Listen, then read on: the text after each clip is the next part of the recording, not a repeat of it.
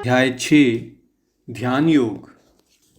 और यदि लंबे समय तक योग करने के बाद भटके तो वे बुद्धिमान योगियों के ही कुल में जन्म लेता है। ऐसा जन्म इस लोक में बहुत दुर्लभ है। जय श्री कृष्ण डिवोरीज।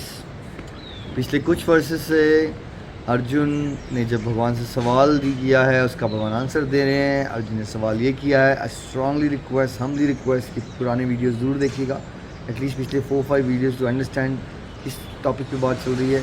अर्जुन ने ये सवाल किया था कि योग के रास्ते में कोई चल पड़े, भगवान के रास्ते में कोई चल पड़े सिंसेरिटी से, लेकिन उसका मन भटक जाए तो ऐसे योग भ्रष्ट पर्सन का क्या होगा।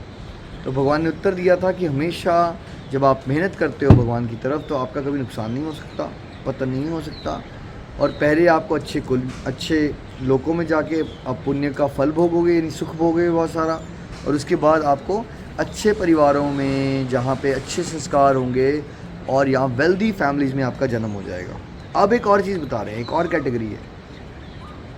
अगर मान लीजिए किसी ने लंबे समय तक योग किया था, मतलब वो मान लीजिए 100% पे भगवान की प्राप्ति है, तो वो 95% पे पहुंच गया या 90% पे पहुंच गया था, लेकिन फिर कुछ ऐसे कारणवश वो भटका और उसको शरीर छोड़ते समय भगवान की याद नहीं आई, उसने संसार के बारे में फिर से कुछ सोच लिया, तो मतलब वो बहुत एडवांस हो गया था लेकिन फिर भी 100% पे नहीं पहुंच पाया। तो ऐसे योगियों के साथ क्या होता है, फिर उनको क्या मिलता है? उनको ऐसे परिवार मिल जाते हैं जहाँ ऑलरेडी बहुत एडवांस्ड, स्पिरिचुअली एडवांस्ड लोग होते हैं, है ना।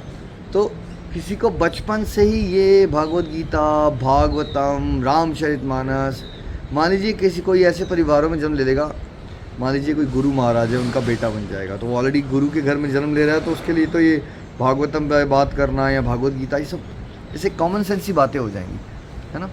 अगर हम भी अपने गोलोक एक्सप्रेस फैमिलीज़ में देखें तो अब जो डिवोटीज़ 5-6-7 साल से चल रहे हैं हमारे साथ सिंसियरली, बहुत सारे डिवोटीज़ अब भागवत गीता को पढ़ा भी रहे हैं, गाइड कर रहे हैं लोगों को, इंस्पिरेशन बन रहे हैं लोगों के लिए। अब उनकी जो नेक्स्ट जनरेशन है, किसी का बच्चा अभी हुआ, कोई 2 साल का है, कोई 5 साल का है, कोई 10 साल का है, तो हमने ये देखा वो नेक्स्ट जनरेशन एक्चुअली ऑलरेडी बहुत एडवांस थे, क्योंकि उनके पिछले जन्मों से वो बहुत एडवांस योगीज थे।